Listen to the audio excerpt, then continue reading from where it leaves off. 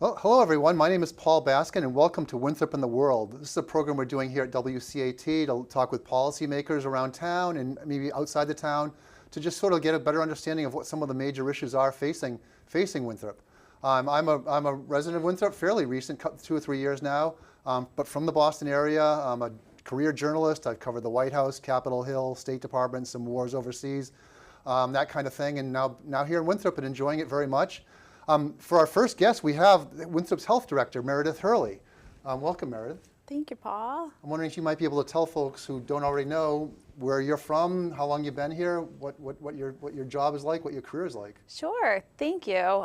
So my name's Meredith Hurley. I'm the Director of Public Health here in Winthrop. I have been in this position since 2019. I took over as the director in October of 2019, but I started working for the town in 2014 as the public health nurse, which was a part-time per diem position at that point. And then I started full-time with the town later on that year, and I spent about 2.5 years as a public health nurse role, and then went and worked for the high school for about just over 2 years. And then once the director position had opened up, I came back over to the town side, as we say, and I've been with the town since 2019 as the director. Prior to that, I worked for about 12 years as an inpatient neuroscience nurse at Boston Children's, and also did a little bit of palliative care for pediatrics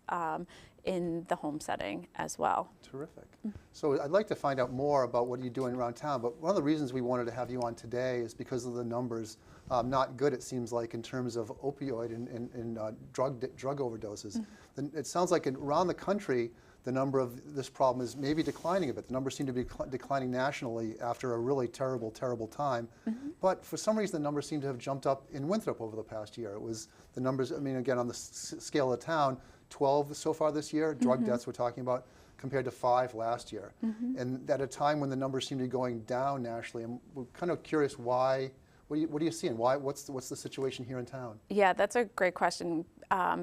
I mean, we are definitely concerned about what we're seeing, and we are, really pushing to be as transparent and get the word out there for folks as much as we can. Beginning in about 2014, we started, when I first came to work for the town, it was right when the then Governor Deval Patrick had declared a public health emergency around the opioid epidemic, which was great because what that did was it released funds very quickly into local municipalities to do some work with that.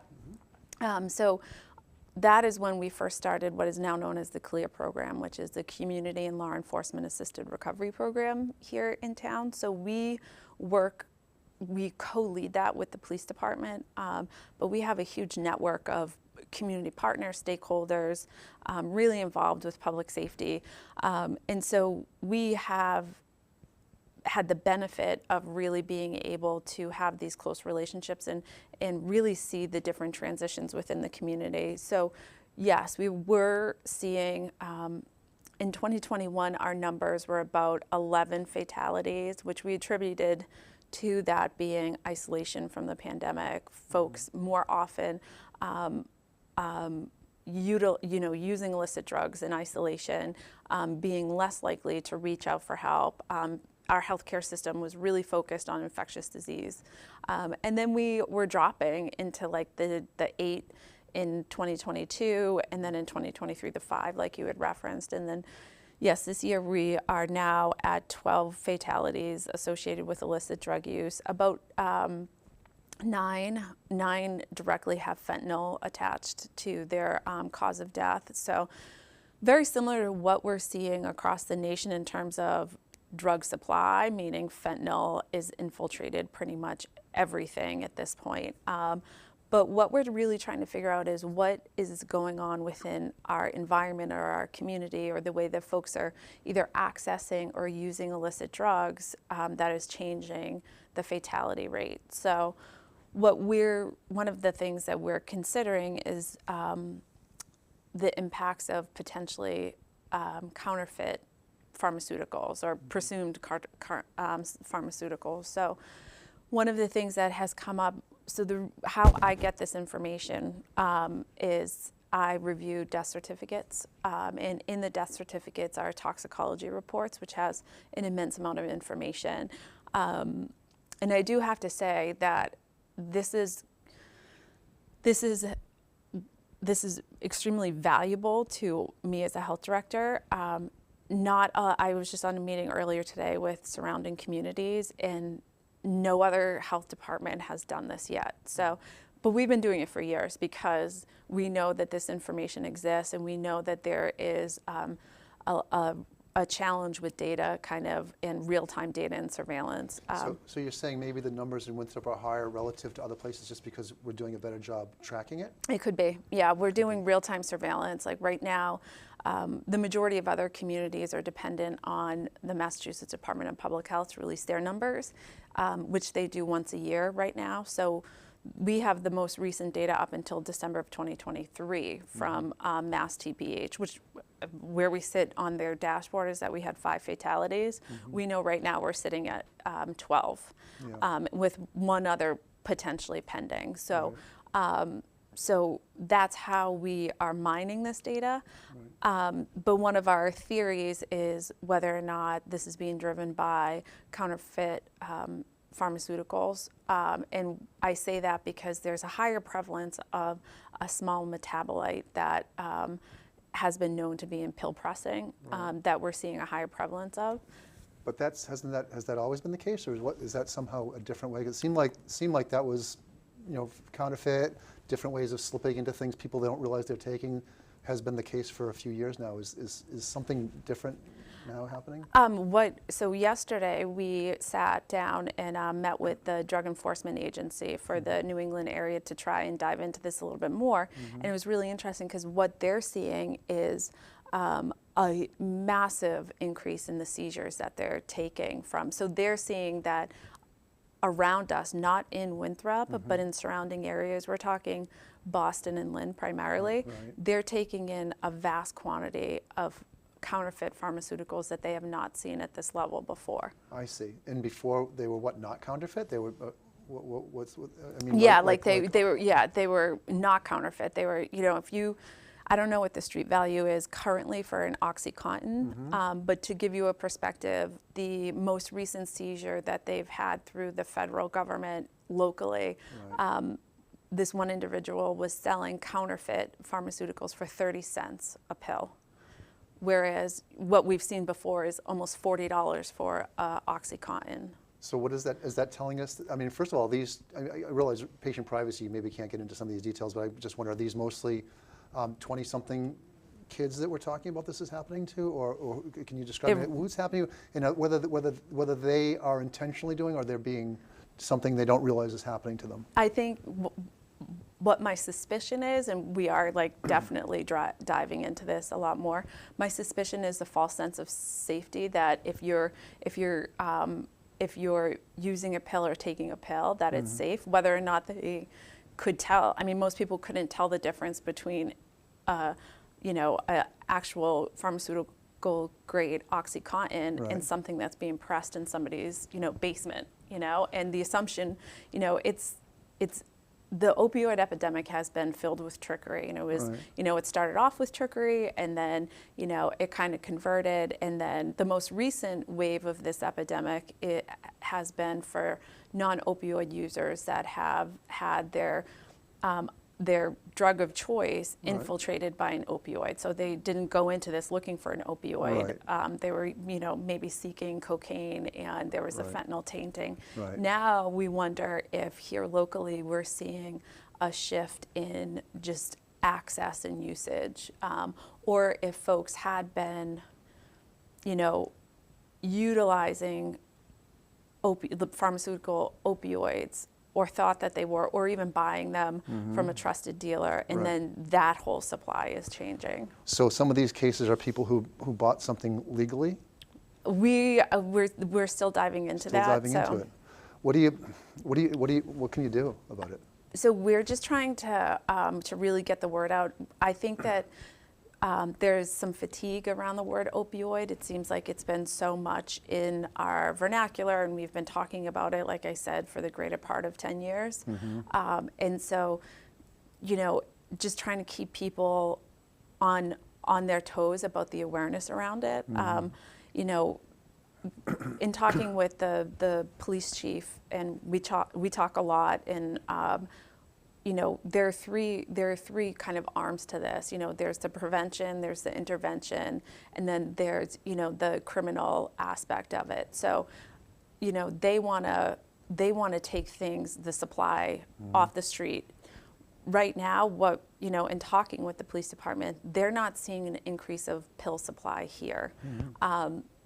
But knowing that there is an increase in our surrounding communities is where our interest more or less lies. But then, kind of doing as much education for prevention, also doing harm reduction, encouraging folks to be knowledgeable at the very least about Narcan, or where to get it, or if there's somebody in your world that or suspect might be using illicit drugs.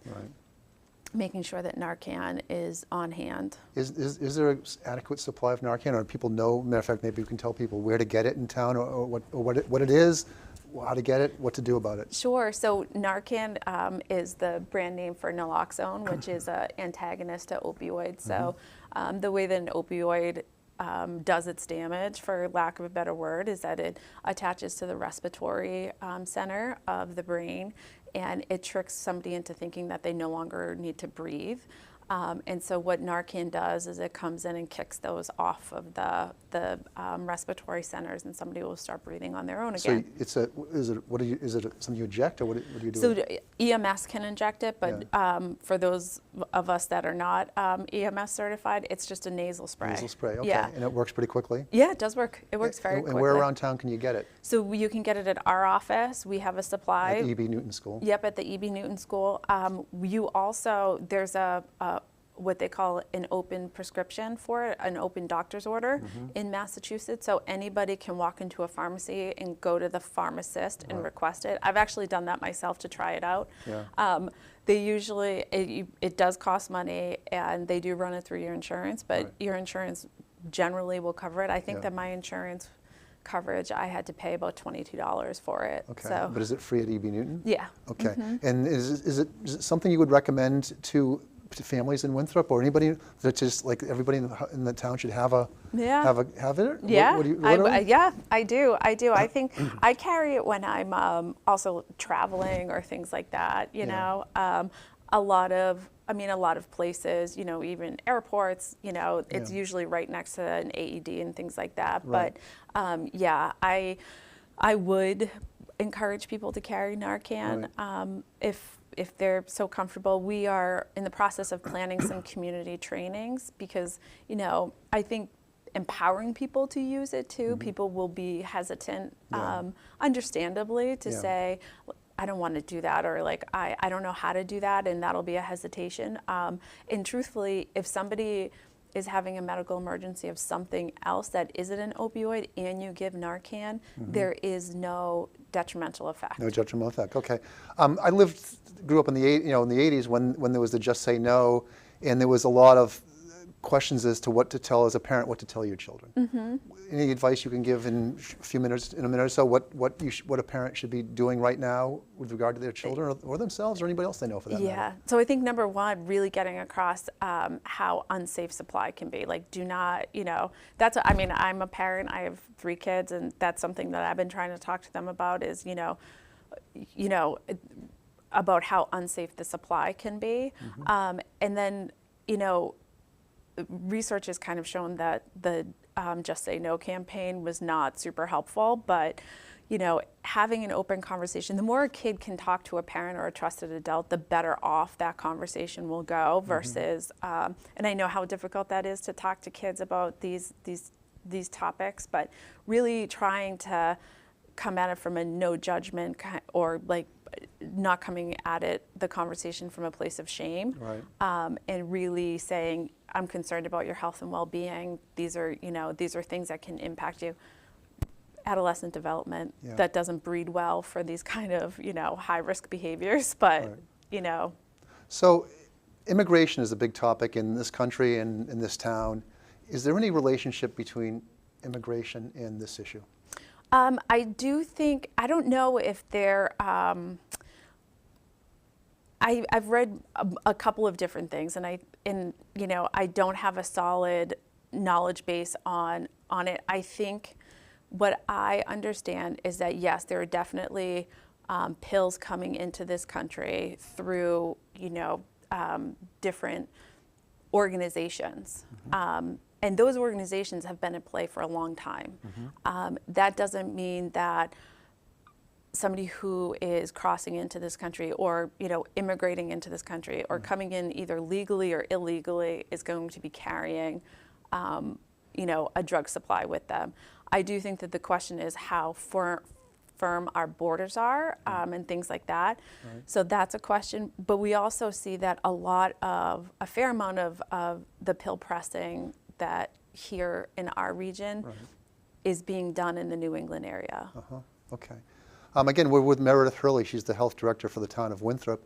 Maybe you could just tell us other than this, what sort of makes up your day or your year in terms of the work you do for the town? Sure. So we have built. So we have, in addition to our work with substance misuse, we also have a mental health component to our the work we do. So we have 2 licensed mental health clinicians that work within the community, either with individuals or organizations, and one is more focused on youth, and the other one is our clinical supervisor. Her name is Jane Rupp, and so she works more broadly with folks, and that could be anything from, somebody that can't find their checkbook because they're in the early stages of dementia.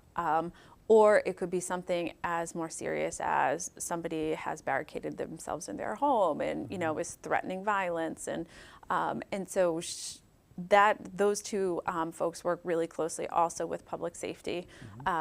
We get about 60% of our referrals from public safety at this point, but it runs the gamut. And then we have 2 resource coordinators. And they work on anything that we call a social determinant of health. So housing, food stability, economic stability, kind of that runs the gamut. Their day looks completely different every single day. And one of our resource coordinators is bilingual. So, and she serves not just our department, but it's not rare for her to get called in to help translate for other departments as well. And then we also have a domestic violence case manager who works primarily on any sort of advocacy for domestic violence and sexual assault victims, which the nice thing about the work that we do, we have a good amount of time to dedicate to the folks that are seeking services and support. And then we have a part-time public health nurse who's shared between Winthrop, Revere, and Chelsea. Got it. Do you typically ride along with police on calls, or is it more a case where the police go somewhere, get a call, and then say, health department? Yeah, that's generally it. There are a lot of departments like Boston, Chelsea, Revere is building up their program for co-response, which is the model that you're talking about. When we first started this, we first started it's a jail diversion program. So when we first started the jail diversion program in 2016, we didn't feel like there was a culture and appetite at that point to put a social worker directly in a cruiser. Right. Our best way of doing the work that we do is really building a trusting relationship with our partners, and it takes time, which is sometimes the hardest part, but the more we kind of get in there and, our goal with public safety is to take the burden off of them for their calls. Yeah. So we want less calls to public safety for things such as substance use or mental health. Right. What's your annual budget, roughly? So our annual operating budget is about $1.1 million, but 82% of that is grant funded. Grant funded, is that mostly from the state of Massachusetts? Yep.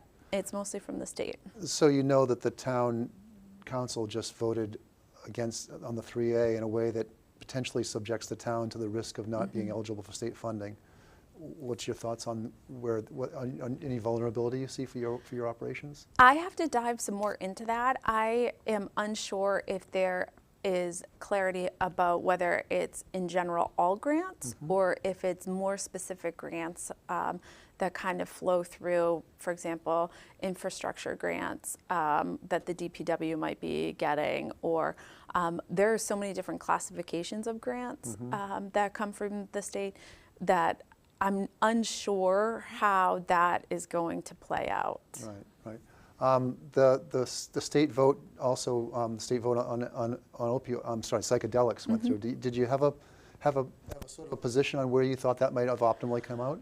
I mean, I think it's great that we're exploring different avenues of treatment for mental health, and it's definitely helping the conversation around trauma, particularly in the veterans population and the first responder population. The research that I have seen come out of it is promising for the treatment of PTSD, especially treatment aversive PTSD. And I thought that the bill was well written to put some good guidelines and some barriers in place. Right. Other states that have legalized psychedelics to this point have definitely had some challenges. So I felt like this law had, this bill had some good language around keeping it away from like distribution and dispensary. I think psychedelic treatment does best when done in concert with psychotherapy. But we also were, what we were doing was planning to do trainings with first responders and other community leaders on how to de-escalate a situation if somebody is experiencing a bad reaction to psychedelics. Because, there's always the risk for illicit use of anything, right? And so, what I know out in Denver, they retroactively had to do a large-scale training of first responders on how to de-escalate somebody when they're in kind of a more negative experience with psychedelics. Right, right. We're getting close to the end, but I just want to ask you, I don't know if you do you formally assess the sort of the overall health of the town of Winthrop and maybe how it changes over years? Or do you just even have a sort of a sense from looking at it like, this is a pretty healthy town or not a healthy town, or like are the things that you're saying that we're doing well in that area, or not areas you see we could be, big picture doing better? Yeah, that's actually a great opportunity. So we're launching our second version of a community health needs assessment, which we just went live with, but we haven't done a ton of promotion yet in the town. So we did it 2 years ago. So we ask a myriad of questions related to mental health, physical health, access to health care, food stability, housing stability. I think overall we are a healthy community. My struggle has always been getting my hands on tangible data in more time-sensitive ways. And because so much of it sits at the state level or sits in the brick and mortar healthcare systems, and it doesn't get shared out to local jurisdictions that can and should be, able to use that to make decisions. So we're trying to change that here. And so we are doing our second round of this community survey. But we, right now, like the cancer registry in Massachusetts hasn't reported out statistics to us for 7 years. So, which, is a little frustrating. Yeah, so I would love to be able to answer that question a little bit better. But, I think overall we are healthy. One of the things that we've started to really look at, especially following number one, COVID, number two, the fatal hate crime in 2021, is this notion of community resiliency and how do we build a more resilient, protective community. So often in the public safety realm, the emergency preparedness realm, we're being tasked with like standard operating procedure for a specific threat. We are now looking at how do we measure resiliency so that it doesn't matter what the threat is. The threat could be opioid increases. The threat could be gun violence. The threat could be, emerging infectious disease. Right. How do we as a community have the stability to not, become extremely vulnerable from any threat to it? So I hear you, but I also wonder if that's terminology might sort of need a real world grounding. So maybe is there an example you can think of, like a real world case when you say the town being more resilient? Like in a real world case, what would that look like? And what do you want to see? So one of the things is one of the biggest protective factors is social cohesion. And that's where Winthrop truly has a benefit, because this is a quasi, geographically isolated community. It is a multi-generational community. A fair amount of folks that live here have lived here either for their lives or are living within generational homes and things like that. Neighbors know neighbors. Neighbors look out for each other. Yep. So that is definitely something that has been that has helped Winthrop historically, but we also know that there are pockets of folks that still remain isolated, those are the folks that we are most worried about, and how do we reach them? And so some things that we have done, whether it's from, a catastrophic event like the shooting in 2021, we went out and we canvassed almost a 2-mile spread, and we knocked on doors and tried to do a form of psychological first aid to kind of manage the stressors, and it can be as small as at a fire. We'll show up at a fire and do the same thing. So connecting people to each other and to the services that they need is by virtue a way to build resiliency within the community. Terrific. Thank you.